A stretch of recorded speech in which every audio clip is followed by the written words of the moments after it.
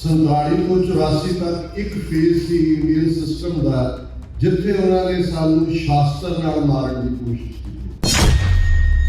असीं अज भी सुनाई जाते हैं, इन्नियां कुर्बानियां, इन्ने असीं काले पानी गए, इन्ने असीं फांसियां ते चढ़े, असीं सुनाई जाओ। इन्होंने मई के महीने लाहौर भाई परमजीत सिंह पानवड़ को शहीद किया। फिर 15 जून वाले 2023 को बर्मिंघम के भाई अवतार सिंह पिंडा कैमिकल वैपन के नाल उन्होंने शहीद किया। 18 जून को भाई हरदीप सिंह निज्जर उन्होंने शहादत जिसने जोड़ा एक बड़ा गेम चेंजर बन गए। खालिस्तान लफज तो उस हालत के आता है जिन्हें संत पिंडा वाले के अल्फाज सन कि असीं इन्हां दे नाल रहना चाहुंदे, इन्हां ने लिखना सानू नाल रखना कि नहीं रखना।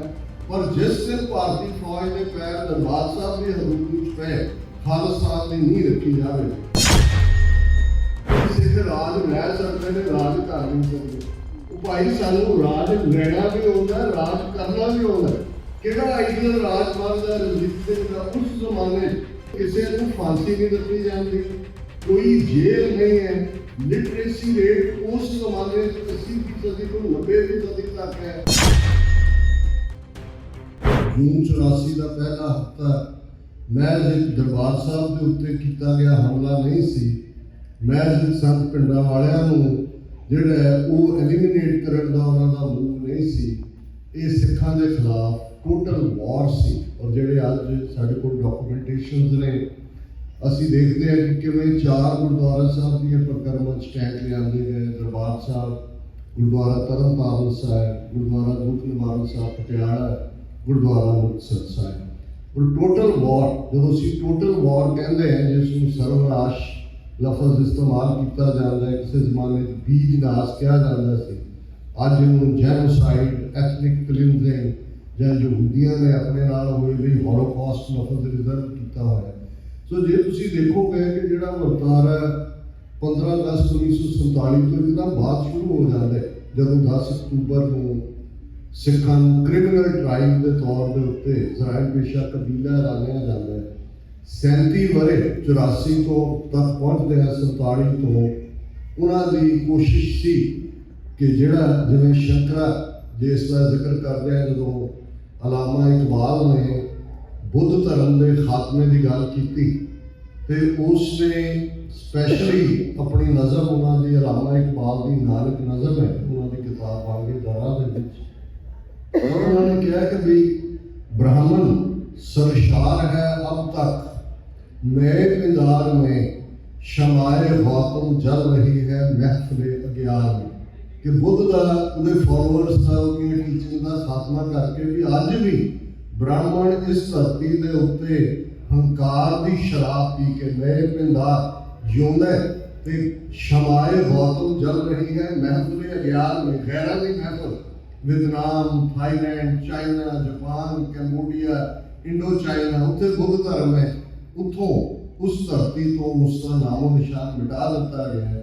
और एक टोटल वॉर का एक हिस्सा होता है जिथे कि तुसी टोटली डिस्ट्रक्शन की गल करते हो। और एक फ्रीलैंसर थिंकर होया मिलान कुंद्रा, उसका अक्सर जिक्र होता है हर दुनिया की रेवोल्यूशनरी मूवमेंट के विच मिलान कुंद्रा कोट किया जाता है। और उहदे अल्फाज ने the first step towards liquidation of a people is to destroy its books, its culture, its history. Then have somebody to write new books, invent new culture, create new history. Before long, those people will forget what they were and what they are. The struggle against establishment is the struggle of memory against forgetting.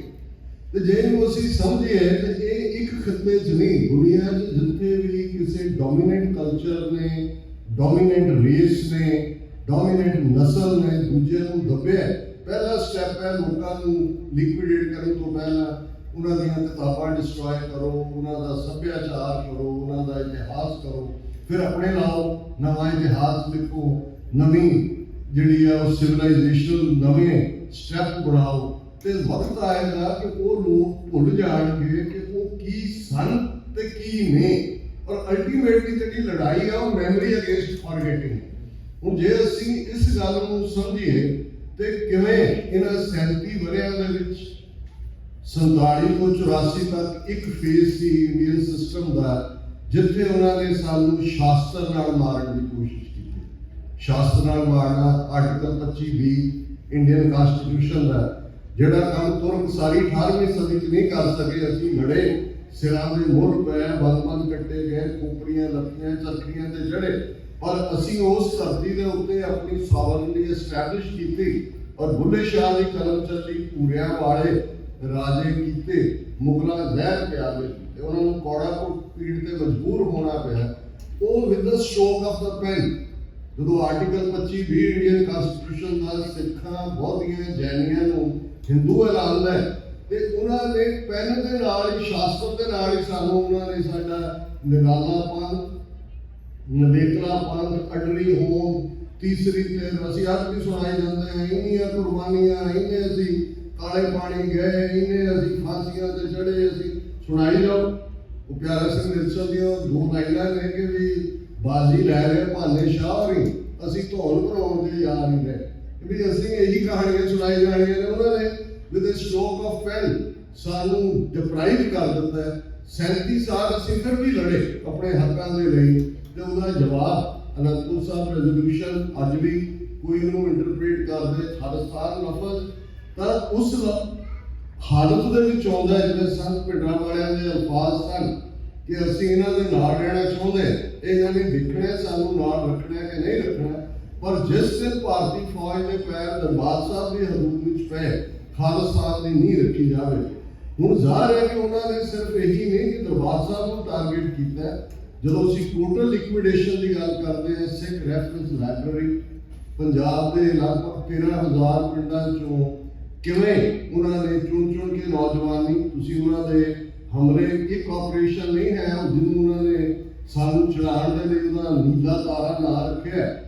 ਇਹ ਲਗਾਤਾਰ good ਰੋਜ਼ ਪੰਜਾਬ ਦੇ ਪਿੰਡਾਂ ਦੇ ਵਿੱਚ ਸ਼ਿਕਾਰ, ਫਿਰ operation assault, operation Chase, operation final solution KP Gill ਦੇ ਵੇਲੇ 92 ਤੋਂ 94 ਤੱਕ ਪਹੁੰਚਦੇ ਆ। ਪਰ ਅੱਜ ਦੇ ਅਸੀਂ ਦੇਖੀਏ ਤੇ ਇਹ ਜਿਹੜਾ ਟ੍ਰਾਂਸਨੈਸ਼ਨਲ ਰਿਪਰੈਸ਼ਨ ਹੈ कि बाहर डायस्पोरा जोड़ा काम कदे रशिया चाइना दी एजेंसियां करदियां सी, जिस अंदाज इन्होंने मई के महीने लाहौर च भाई परमजीत सिंह पानवड़ को शहीद किया, फिर 15 जून वाले 2023 बर्मिंघम के भाई अवतार सिंह खिंडा कैमिकल वैपन के नाल उन्होंने शहीद किया, 18 जून भाई हरदीप सिंह निज्जर उन्होंने शहादत जिसने जोड़ा एक बड़ा गेम चेंजर बन गए कि जो कुछ अमरीका ने करन जा रहे थे, जी 15 सफ़े की इंडाइटमेंट अमरीका के जस्टिस डिपार्टमेंट ने फाइल की है न्यूयॉर्क के कोर्ट निखिल गुप्ता जोड़ा कि चैक रिपब्लिक चों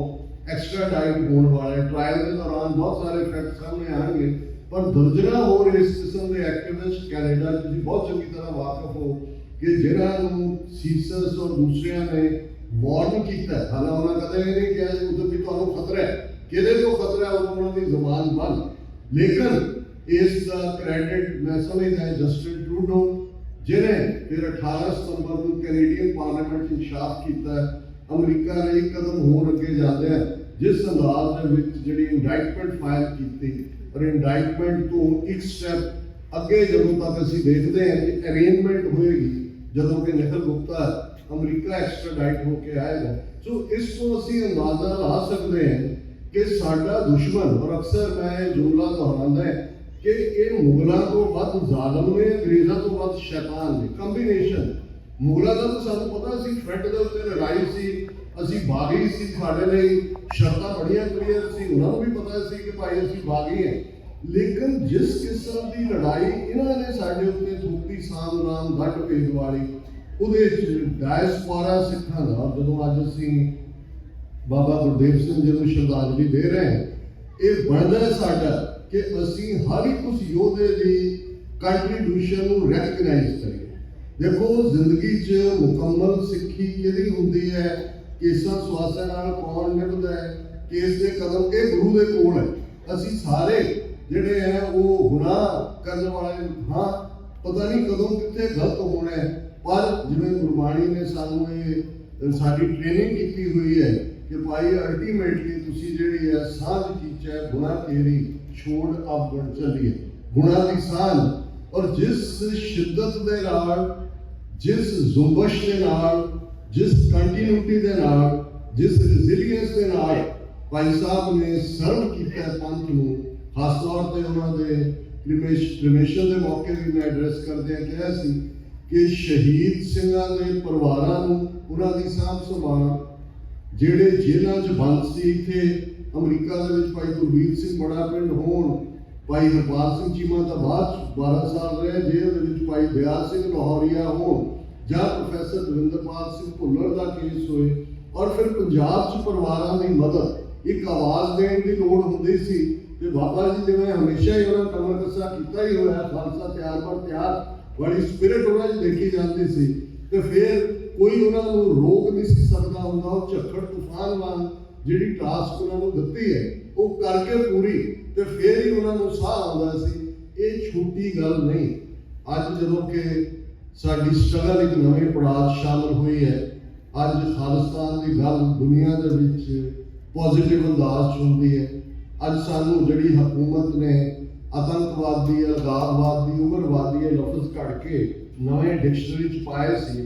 अज इंडिया एज ए रोक स्टेट है, इंडिया एज ए ट्रांसनैशनल रिप्रैशन स्टेट है, और सिखां दे लई जिस लैवल दे उत्ते साडी स्ट्रगल नूं अज इंटरनैशनल मीडिया, वो फाइनैंशियल टाइम्स होए, वाशिंगटन पोस्ट होए, न्यूयॉर्क टाइम्स होए, LA टाइम्स होए, गार्डियन होए, CNN होए, तुसी इन्हां 3 महीनों खास तौर पर 18 जून नूं भाई हरदीप सिंह निज्जर की शहादत तो बाद नैरेटिव भी बदले है, रिजॉल्व भी बदले है, खालिस्तान रेफरेंडम दियां वोटां। और मैं जरूर कहना चाहता कि जिहड़ा डर हुंदा है, पनिशमेंट, एक खौफ पैदा करदा है। और इन्हां दा जदों अजे मैकियावेली जम्मिया भी नहीं सी, क्योंकि जदों वैसटर्न लोग अपनी डिप्लोमेसी के स्टैप देखते हैं तो मैकियावेलियन 15वीं सदी होया, तो उस तो बहुत पहला चाणक्य जिहड़ा इन्हां दा गुरु कंडाल है विष्णु गुप्ता, दिल्ली दे विच जिहड़ी सड़क जिथे इन्हां दे पॉलिसी मेकर बैठे ने उन्होंने कुटल्या मार्ग कहते हैं। ये कुटल्या भी चाणक्य का नाम है। तो कुटल्या का अर्थशास्त्र उन्हें साम दाम दंड भेद, ये 4 हथियार जिहड़े ने, साम हुंदा शरण जण, असीं बाणी पढ़दे हां थक आए प्रभ की साम, कि वाहिगुरू दी असीं शरण च आ गए 4 तफेरे, कि भाई लोड़ वेले गधे नूं बाप कह लिओ। ये ब्राह्मण का पहला हथियार है कि जे असीं 5 सदियां का 5.5 सदियां का सिख इतिहास देखिए तो किवें इन्हां ने साम दे हथियार को वरत्या ते अंदर वही वैर रखिया जिन्हों अफसर ऐसे रंधावा ने, जिन्हें 9 जून 1984 को नवा कर्मकार अपनी नज़र लिखी, उन्हें कहा सी वैरिया कढ़ वखाड़िया 5 सदियां का वैर। ये वैर इन्हां दे अंदर पलदा रहा है, दोनों सप्पां दे अंदर साम, दूसरा दंड, दाम, कीमत। हुण सिरां दे मुल असीं 18वीं सदी देखते हैं, सिरां दे मुल ने। पर जिस लैवल के उत्ते साडा संघर्ष, और मैं जरूर नवीं जनरेशन को कहना चाहता जदों अज असीं समझते हैं कि असीं पैन दे नाल खालिस्तान रेफरेंडम दियां वोटां दे नाल गेम बदल सकते हैं, तो उन्होंने कदे ये नहीं भुलना चाहिए कि जिस लैवल के उत्ते अज आके स्ट्रगल खलोती है, इस लिए 1.5 लाख के करीब सिंघां सिंघणियां ने अपना खून डोलिया हुआ। ये दुश्मन 84 कामयाब हो जाता है, जो खौफ पैदा जो होंगे। दंड तीसरा हथियार है, तो भेद आपस वंडना इनू कहते हैं। पर खालसे ने डिफाइंस दी, सानू हमेशा अपने बेअंत सिंघां, सतवंत सिंघां, जिंदियां, सुखिया, दिलावर सिंघां, राजवाणियां, हवारियां, तारियां के उत्ते हमेशा मान रहेगा कि उन्होंने दुश्मन दी अखा जखा पा के गुंगारिया कि ये गुरु कलगीधर सिंह 1.25 लाख नाल जूझण दी स्पिरिट वाले, ये किसी खौफ या पैच नहीं ने। वो एक गेम चेंजर बने। फिर ड्रग्स को एज ए वैपन इन्होंने किवें इस्तेमाल किया है, फिर किहड़े हालात पैदा किए कि मास माइग्रेशन। पर इसके बावजूद जो किसान मूवमेंट चली 13 महीने, उदों रिडिक्यूल करते सी कि 2% सिख, इन्हां दी मूवमेंट 98% उदों कोई इतराज नहीं है। पर कुल जमाने ने देखा कि उन्होंने 2% सिखां ने मोदी साम्राज्य को झुकण में मजबूर किया। गुरु नानक पातशाह के प्रकाश पुरब के मौके मोदी माफ़ी मांग के तीनों खेती कानून वापस लैंदा है। और जो अज वापर है पंजाब के वो भाई दीप सिद्धू का जिन्होंने हालातों के वालों किया गया मर्डर है, भाई अमृतपाल सिंह जिन्होंने 10-11 महीनों तो 3800 किलोमीटर दूर डिब्रूगढ़ से रखा हुआ है, और जो ट्रांसनैशनल रिप्रैशन के थले भाई हरदीप सिंह निज्जर या भाई परमजीत सिंह पंजवड़ या भाई अवतार सिंह खड्डा दी शहादत ने, ये उस स्क्रिप्ट की कंटिन्यूटी है। और ये भी गुरु की कल है कि जेड़ा उन्होंने एक गंदा हथियार डायस्पोरा सिखा, क्योंकि किसान मूवमेंट के बहुत बड़ा रोल डायस्पोरा सिखा का सी, वो उल्ट बैठे दुनिया अज सिखा की गल हो रही है। और जिवें भाई परमजीत सिंह निज्जर मेरे को आए कह लगे भी ये जरूर दसो कि महाराजा रणजीत सिंह का राज जदों अज असीं दुनिया के राजा की गल करते हैं, भी बहुतिਆਂ ਨੂੰ पता नहीं है। ਉਹਦੇ मैं एक ही गल कहना चाहूँगा कि BBC ने कुछ अर्सा पहला जिहड़े दुनिया के नामी हिस्टोरियन ने उन्होंने टास्क दी कि 6-7 हज़ार साल की ह्यूमन हिस्टरी किहड़े राज प्रबंध आइडियल सी, आदर्शक सी, जिहदे लोग महफूज महसूस करते सी, लोग तरक्की जिहड़ी है वो उन्होंने मिली। तो उन्हें बहुत सारे पीरियड की गल हुई, रशियन पीटर्स की गल हुई, यूके के बादशाहों की गल हुई, फ्रेंच एम्पायर की गल हुई, ये अमरीका की यूनिवर्सिटी का प्रोफैसर गोरा प्रोफैसर जिन्हें पूरा थीसिस महाराजा रणजीत सिंह पीरियड के उत्ते लिखा है। और फाइनली जो उन्होंने डिसीजन सी 6-7 हज़ार साल की ह्यूमन हिस्टरी महाराजा रणजीत सिंह के 40 साल के राज में 1799 तो 1839 जब उन्होंने चढ़ाई की, एक आइडियल राज बनया गया। ये छोटी गल नहीं, ये उन्होंने साढ़े वीर भैनों के लिए भी जरूरी है जिन्होंने मेजोरिटी का बहुत कुछ जो उन्होंने सानू नैरेटिव दिता है असीं उन्होंने दोहराते हैं जी सिख राज रह सकते हैं, राज कर नहीं सकते। वो भाई सानू राज लेना भी आता है, राज करना भी आता है। किहड़ा आइडियल राज महाराजा रणजीत सिंह का उस जमाने जदों सिख पॉपूलेशन सारे राज की 3.5 लाख बराबर मील तो ज्यादा का राज है, सिख पॉपूलेशन 15% तो भी घट है, लेकिन किसी को फांसी नहीं दी जाती, कोई जेल नहीं है, लिटरेसी रेट उस जमाने 80% तो 90% तक है, जिहड़ा एक नूर कायदा जिन्होंने अज भी जिहदा जिक्र होता है कि हर औरत मर्द सिख गैर सिख जिहड़े एक तो रवायती एजुकेशन सी, मदरसा धर्मशाला शिवाला उन्होंने भी जगीरा सी, लेकिन उस कायदे दे विच जिहड़ा मिनिमम लिटरेसी लिए चाहिए गिनती चिट्ठी लिख सकन, ये सब हासिल थी। तो इस लैवल के उत्ते साडा राज सी कि यूरोप के दरबार, और जो पंजाब अंग्रेजों के पेटे पिया लॉर्ड डलहौजी और दूसरे ने वो खोलिया कोशाखाना, अखा उन्होंने टड्डियां रह गई कि किस लैवल का जी रिचनेस भी, किस लैवल का जस्टिस भी, जिहदा फॉरेन मिनिस्टर फकीर अजीजुद्दीन होए जिहड़ा कि मुसलमान, और जे कोई कुरान शरीफ लिखता है, कोई हैदराबाद को आया उन्हें सारिया मुसलमान रियासत देखा, उन्हें कहा जी ये मेरे को डिजायर्ड मोल नहीं मिलता।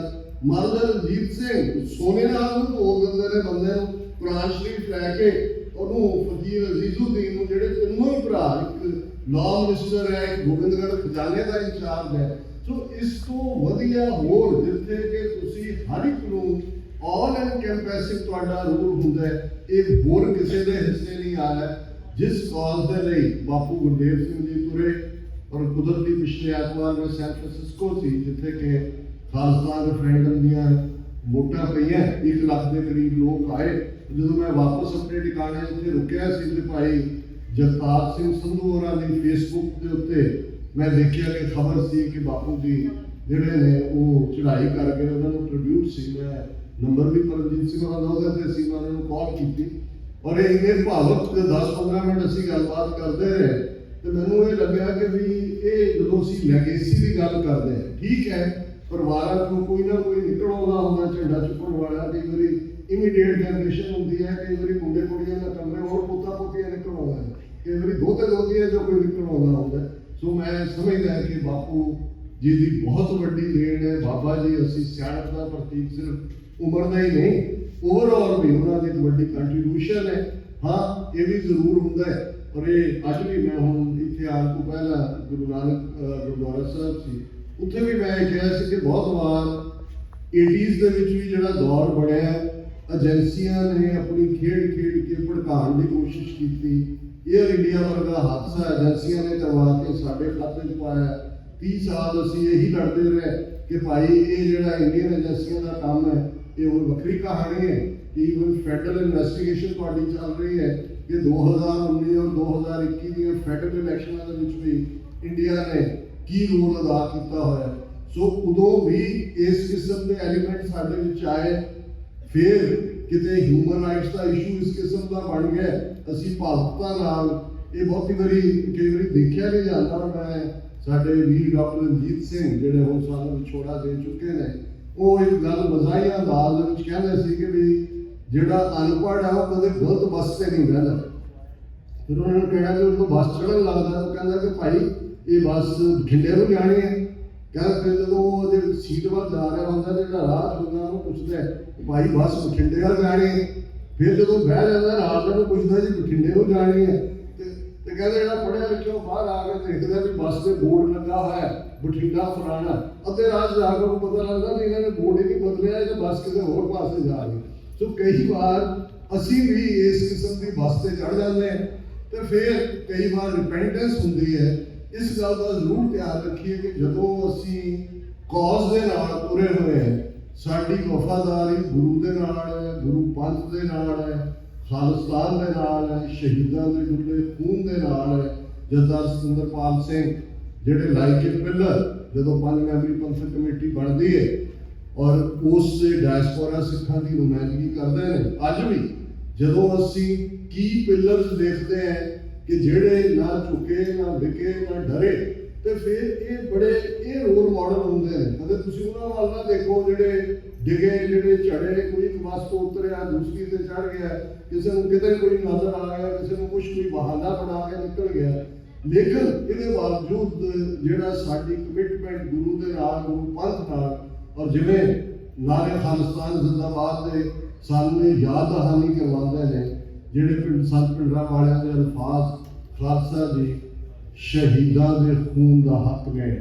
ਸੋ ਸਾਡੀ ਮੰਜ਼ਿਲੇ ਮਕਸੂਦ ਵੀ, ਸਾਡੀ ਡਗਰ ਵੀ, ਸਾਡੀ ਕਮਿਟਮੈਂਟ ਵੀ ਉਹ ਕੌਮੀ ਘਰ ਖਾਲਿਸਤਾਨ ਨਾਲ ਹੈ। ਬੰਦਾ ਕੋਈ ਜਿੰਨਾ ਮਰਜ਼ੀ ਵੱਡਾ ਹੋਏ ਜੇ ਕਮਜ਼ੋਰ ਹੋ, ਜਦੋਂ ਅਸੀਂ ਬੰਦੇ ਨਾਲ ਜੁੜ ਜਾਂਦੇ ਮਨਮੁਖ ਹੋਏ ਬੰਦੇ ਦਾ ਬੰਦਾ। ਜਦੋਂ ਤੁਸੀਂ ਬੰਦੇ ਦਾ ਬੰਦਾ ਬਣਦੇ ਹੋ ਤੇ ਬੰਦਾ ਡਿੱਗਿਆ ਤੁਸੀਂ ਨਾਲ ਹੀ ਡਿੱਗ ਪੈਂਦੇ। ਜਦੋਂ ਤੁਸੀਂ ਕੌਮ ਦੇ ਨਾਲ, ਕੌਜ਼ ਦੇ ਨਾਲ ਹੋ, ਠੀਕ ਹੈ ਕਿ ਫੈਲੋ ਮੁਸਾਫਰ ਕਮਜ਼ੋਰ ਹੋ ਗਿਆ, ਉਸ ਦੀਆਂ ਸੇਵਾਵਾਂ ਨੂੰ ਉਹਨਾਂ ਹੀ ਕਬੂਲ ਕਰ ਲਓ ਜਿੰਨਾ ਤੁਸੀਂ ਕੀਤਾ। ਇਹ ਸਾਡੀ ਜਿਹੜੀ ਪਹੁੰਚ ਹੈ ਇਹ ਜ਼ਰੂਰੀ ਹੈ। ਅਸੀਂ ਇਹ ਵੀ ਕੀਤਾ ਬਹੁਤ ਵਾਰ, ਹਰ ਇੱਕ ਦੇ ਉੱਤੇ ਗਦਾਰ ਦਾ ਲੇਬਲ ਹੱਥ ਹੀ ਰੱਖਿਆ ਹੁੰਦਾ ਸੀ, ਉਹ ਚੁਪਕਾਉਂਦੇ ਚਲੇ ਗਏ। ਮੁੜ ਕੇ ਉਹ ਲੱਗਿਆ ਕਿ ਮੂਵਮੈਂਟ ਰਨ ਕੌਣ ਕਰ ਰਿਹਾ, ਚਾਰ ਜਿਹੜੇ ਇੱਦਾਂ ਦੇ ਨੇ। ਸੋ ਇਹ ਇੱਕ ਪੀਰੀਅਡ ਸੀ ਅਸੀਂ ਬਲੈਕ ਐਂਡ ਵਾਈਟ ਦੇਖਦੇ ਸੀ। ਉਹ ਬਲੈਕ ਐਂਡ ਵਾਈਟ ਚੱਲਦਾ ਡੱਬ ਖੜੱਪਿਆਂ ਦੇ ਨਾਲ ਹੀ ਵਾਹ ਹੋਣਾ। ਕਈ ਵਾਰੀ ਡੱਬ ਖੜੱਪਿਆਂ ਨਾਲ ਵੀ ਤੁਹਾਨੂੰ ਦੇਖਣਾ ਪੈਣਾ ਹੈ ਜੇ ਉਹਨਾਂ ਚੋਂ ਕੋਈ ਪੰਥ ਦੇ ਹੱਥ 'ਚ ਭੁਗਤਦਾ ਉਹਨੂੰ ਵੀ ਨਾਲ ਰੱਖੀਏ। ਪਰ ਇੱਕ ਗੱਲ ਦਾ ਹੈ ਜਿਹੜਾ ਕਿ ਇਸ ਵੇਲੇ ਮੈਨੂੰ ਖੌਫ ਹੈ, ਤੁਹਾਡੇ ਵੀ ਇੱਥੇ ਗੈਂਗ ਕਲਚਰ ਦੇ ਨਾਲ ਥੱਲੇ ਕੁਝ ਘਟਨਾਵਾਂ ਸਾਹਮਣੇ ਆ ਰਹੀਆਂ ਨੇ। ਅਮਰੀਕਾ 'ਚ ਵੀ ਅਸੀਂ ਸਟਾਕਟਨ ਨਗਰ ਕੀਰਤਨ ਦੇ ਮੌਕੇ ਜਦੋਂ ਏਜੰਸੀਆਂ ਨੇ 15-20 ਬੰਦੇ ਇਸ ਕਿਸਮ ਦੇ ਚੁੱਕੇ, ਉਸ ਤੋਂ ਪਹਿਲਾਂ ਸੈਕਰਾਮੈਂਟੋ ਤੇ ਨਗਰ ਕੀਰਤਨ ਮੌਕੇ ਇਸ ਕਿਸਮ ਦਾ ਹੋਇਆ।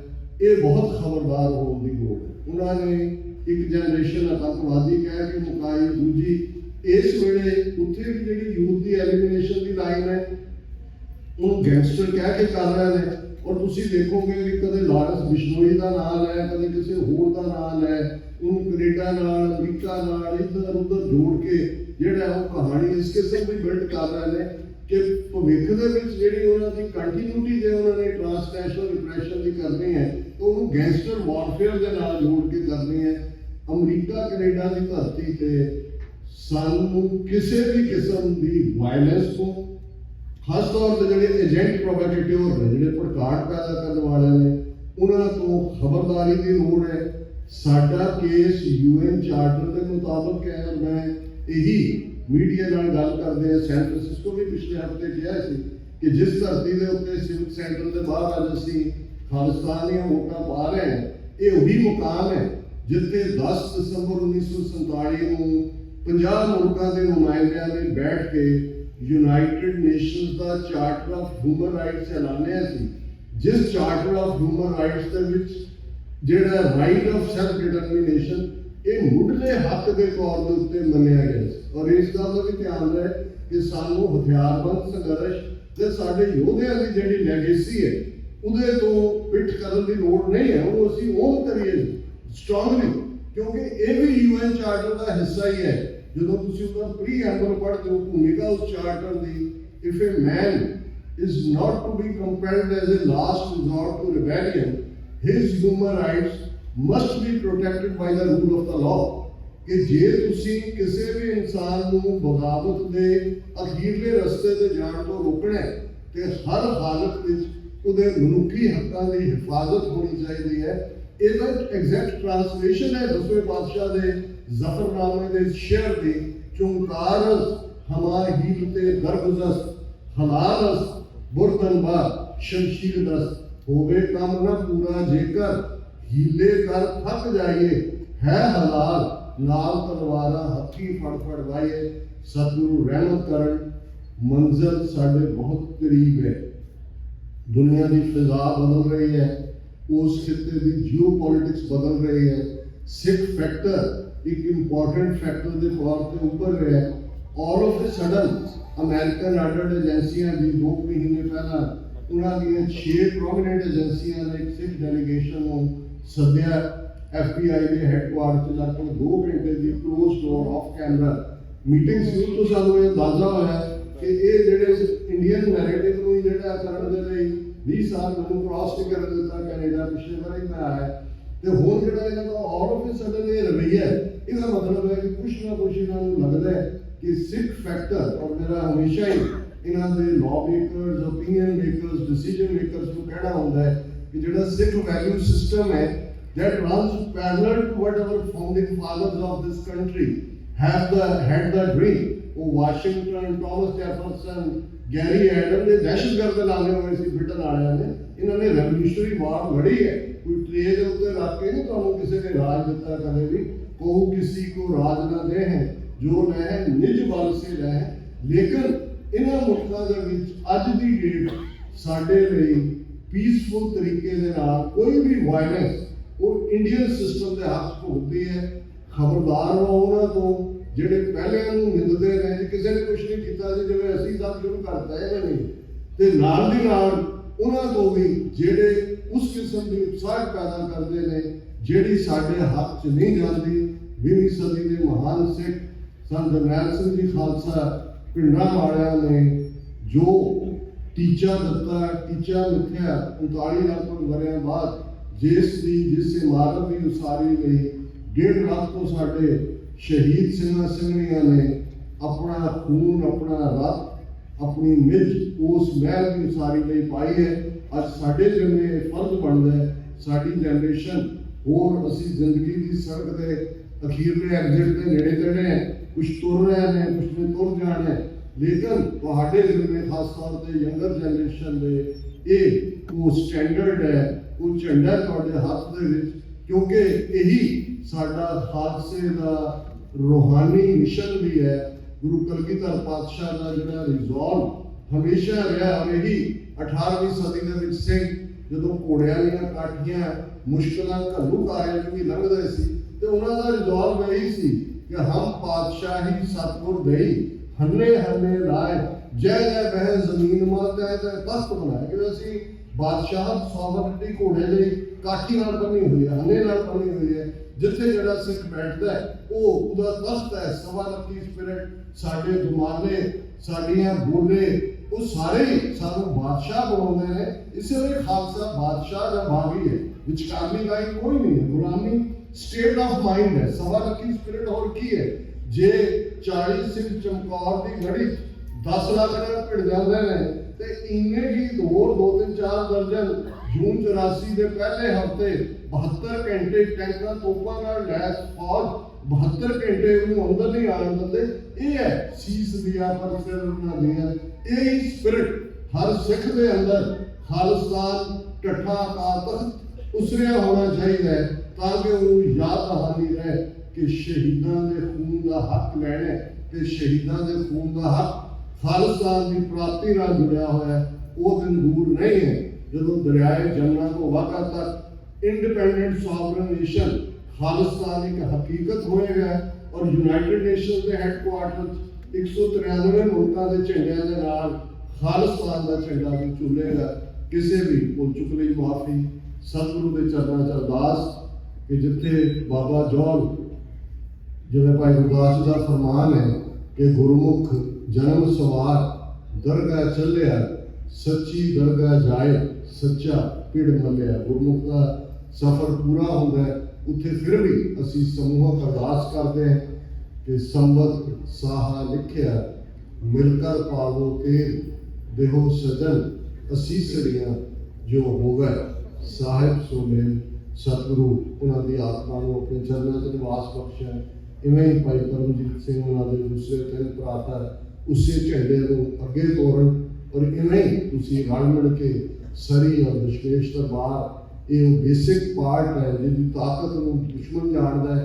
लखा सिख जिदन खालसा सजना दिवस के मौके इकट्ठे होंगे ने ते 4 फेरे खालिस्तान के नारे जयकारे गूंजते हैं तो फिर किसी को कोई भुलेखा नहीं होता कि खालिस्तान तो ऑलरेडी बाहर खालसे ने अपने रिजॉर्ट बनाया हुआ है। हुण असीं उस धरती से अपनी फादरलैंड अपनी मदरलैंड को लिबरेट करवाना है। किसी भी कुछ माफी। वाहिगुरू जी का खालसा वाहिगुरू जी की